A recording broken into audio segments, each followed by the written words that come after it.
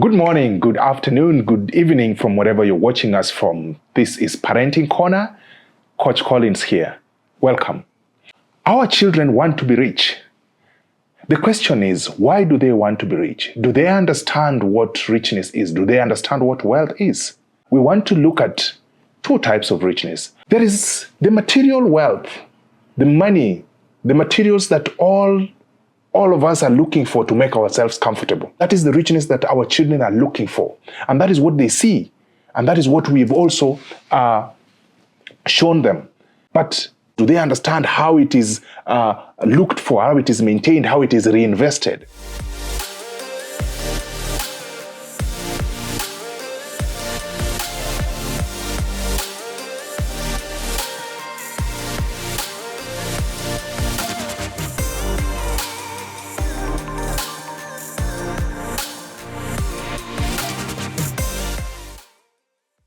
My focus is not on the material wealth today. That richness we all understand. I want to look at this other type of richness that I want all of us as parents to really think about. This is the richness that involves the values, characters that will be able to equip our children with the right skills so that they're able to make, invest, and even understand what it means to maintain that kind of wealth. I want us to dive into this second part of richness, which actually comes before the real material wealth. If your children will not be able to get this type of richness, I am afraid some of them might not be able to have the comfortable life that they're all looking forward to. This second part of richness is where we are talking about values and people skills. We call them soft skills. And I will start with the first one, integrity. Integrity is basically being able to do the right thing when someone is not watching. I'll give you an example. Sometimes we give our children tasks and we are there to watch them and tell them the next step of doing A, B, C, D. When we are there to watch our children, we are not developing this skill of integrity because our children are going to know that for me to do the right thing, somebody has to be there to be giving me guidance. It's okay to guide, but let us allow our children to be able to own whatever it is that they're doing. Teach your child that they can always do the right thing, even if no one is watching. Whether they're in school, whether they are at home, they need to have integrity. For example, our children are in school and they're playing games or they're having some fun outside and your child makes a mistake or hurts somebody. Some of them do not say the truth or they don't take ownership of their mistake because they fear being punished. The way you handle the feedback or information from your child will also shape how your child is going to learn this skill of integrity. If today your child tells you, you know what, today I took somebody's snack in school and I knew it was bad, so I said sorry. And then you end up punishing that child. Next time, that child is not able to tell you what has happened or is not able to take ownership of their mistake. Because anytime they take ownership of a mistake, you don't take it positively or they get punished. So to avoid being punished, they avoid learning the skill of taking ownership. And that is an opportunity lost to teach your child integrity. That level of taking ownership of whatever it is that they have done and reporting or saying sorry is an example of integrity. The second one is discipline. And when I talk about discipline, I'm not talking about pain or punishment. Most people or most parents confuse discipline and punishment. Discipline is all about being able to execute. Discipline is trained. And I'll give you an example. When our children are able to complete their homework in time without someone being there for them to complete the work, they are simply developing this skill of discipline. So discipline can be on how they do their tasks at home. Do they spread their bed? What time do they go to bed? What time are they doing their homework? Are they able to organize their room? Discipline is not about forcing them to do things. Train them so that they're able to follow through. They're able to make decisions. And when they make mistakes, this is an opportunity to teach them something new. We also need to know how to manage mistakes as we are teaching them discipline. Most of us sometimes, knowingly or unknowingly, we jump into punishment when there is a mistake. When you're training discipline, your children are going to be prone to making mistakes. So when they make mistakes, let us use this opportunity to teach them something new. I call these teachable moments. I'll give you an example. You walk into a supermarket with your child and your child is throwing tantrums or picking things that you are not ready to buy. And they're crying that they need ice cream, they need this, they need that, and that was not in your plan. What do you do as a parent? That is an opportunity to teach something. This is an opportunity to teach what we call delayed gratification. It is not a must that you have to get what you want when you want it. Yes, you want ice cream, but you can't get it now. Remember, tantrums is a communication. That is a language that children use. So if you start understanding that kind of language and you provide because of tantrums, then you're training something. You're training them that they can get what they want when they need it. But that is not what life is. Life is about earning. So you have to do something to get something else. So when they're throwing tantrums, this is an opportunity to talk to them and tell them, look, you cannot get it today because of ABCD, and you have to get to understand that. So next time they will not throw tantrums. Instead, they will ask you, can I get ice cream? Are you able to buy me ice cream? Then you've changed the language from tantrums to now a proper conversation. So let us not miss out on teachable moments anytime we have an opportunity to teach our children a skill. Anytime there is a mistake, that should be an opportunity for you as a parent to make sure that the skill that you are teaching is gotten and mastered by your child. As we do our parenting, it is not an easy journey, but patience and consistency is important. We are supposed to train them. Children do not do what we tell them to do. They do what we do. So if we practice these things in our home states, if we practice discipline, if we practice integrity, then they are simply going to emulate. Monkey see, monkey do. The third one is resilience. Being resilient is having the ability to bounce back after a setback.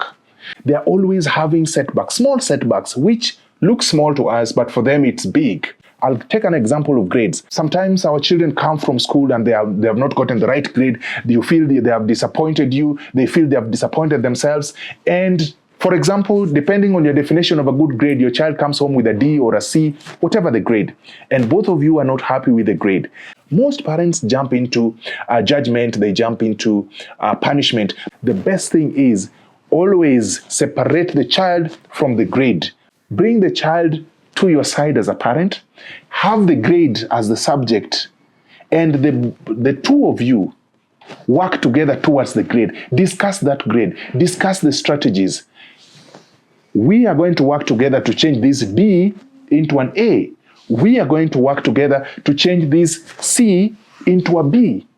When we work together, the child knows that daddy is on my side, mom is on my side. So we are combining effort to work on these grades. But when you ask your child, I pay school fee, I do all these things for you, and this is what you bring me home, the blame is on him. The problem is not the grade. So let us not address personalities. We focus on the issues. And the issue might be a behavior. The issue might be something else. So your child is not spreading the bed, your child is not organizing their room. Don't ask them what is wrong with their head because you've talked to them so many times. No. Sometimes you have to demonstrate. Sometimes you have to show. Then your child knows that you are in one team. So that support gives them the strength to bounce back from a mistake or a setback that might have happened in their life. So always let us have our children on our sides and address the issues, the values you want, the grades that you want, the behavior that you expect, the kind of language that you expect. We sometimes forget and we put our children together with a mistake. If we address it that way, then it is going to be, the child is going to look at themselves as the problem.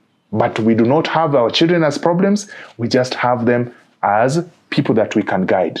How do we teach them resilience? Giving them that skill, the support that they're able to bounce back. So being resilient will help our children deal with failure. And please note, as a parent, you must define failure as part of success, not the opposite of success. We are supposed to tell our children that you need to fail your way into success. When we look at success as a disadvantage, then our children are not going to have the appetite to take risks and try new things, because when they try and fail, they look at it as a negative thing. Failure is not the opposite of success, but it is part of success. If we put this into the minds of our children, we are training them for greatness. We are preparing them for this world that is uncertain. Dear parents, it is important for us to praise effort rather than just the outcomes, because not all the time the outcome is going to be that which we want. But it is important and it is key that we praise effort. Tell them, I appreciate how hard you worked, rather than, why didn't you score? That was an easy tackle. Why did you fall down? When we focus on the negatives, then we discourage the children. As we encourage them to try new tasks, which we should, they are going to fail. And anytime they fail, please remember, before the failure, there was some effort. Before the outcome, there was effort. Let us focus on the effort rather than just the outcome. If the outcome is also what you wanted, start with the effort and end up with the outcome. I liked how you worked hard, but more importantly, you brought the trophy home. I'm so proud of you. So that they know that effort is more important than just the outcome. You need to do something in order to get something. The input you're putting is what is bringing the results or the outcome. Let us praise our children and praise the effort rather than just the outcome.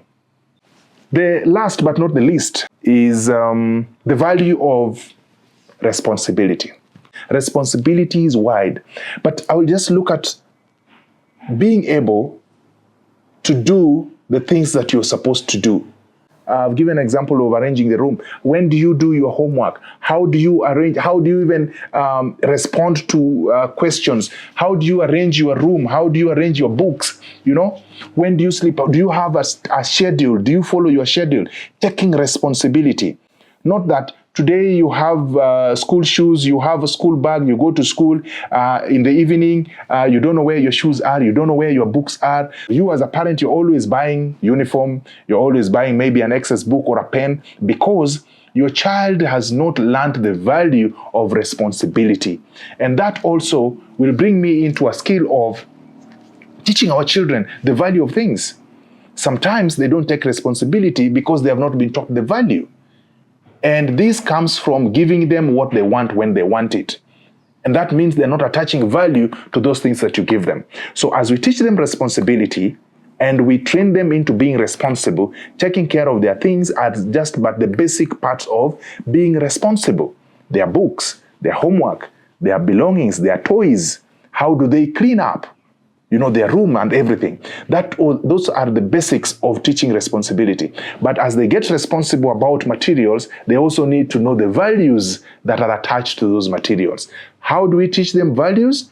Is by allowing them to complete tasks so that they know that, you know, I have done this A, B, C, D for me to get this phone, for me to get these shoes. And that way, I have to keep it closer to me and I have to take care of it because there is value to it. We have to teach our children the values of the things that they have or the things that have been provided for them. When we know or we teach them those values, then they develop the responsibility of taking care of them. And that is now teaching responsibility. All these skills and all these values boil down to character. Character is the combination of all these that I've talked about, plus the people skills. You're talking about consistency, timekeeping. We are talking about persuasion. All these skills, if we give our children, then we have given our children a long-lasting richness or wealth. This will be the foundation that the money and the wealth will be lying on. As we address what we need to teach our children, in modern dating, I would like to address the issue that affects both gender, but of course it is stronger in the female gender, that they are looking forward to meeting rich partners. And in this case, I will use the girls, looking forward to meeting a rich man. Parents who are bringing up daughters, and I'm one of them, we need to teach our daughters that true partnership is built on values and mutual respect. But if they go there because of the bank accounts, your guess is as good as mine. And we do not want that for our children. Let us focus on the values, mutual respect, and guide our girls to choose a man based on their character, not their bank account. Money comes and goes. Wealth comes and goes. When money is gone, when wealth is gone, what is remaining? What will be remaining are these skills, the integrity, the resilience, the discipline, the character that was built. This is what is going to give them strength to start over again and move to the next step.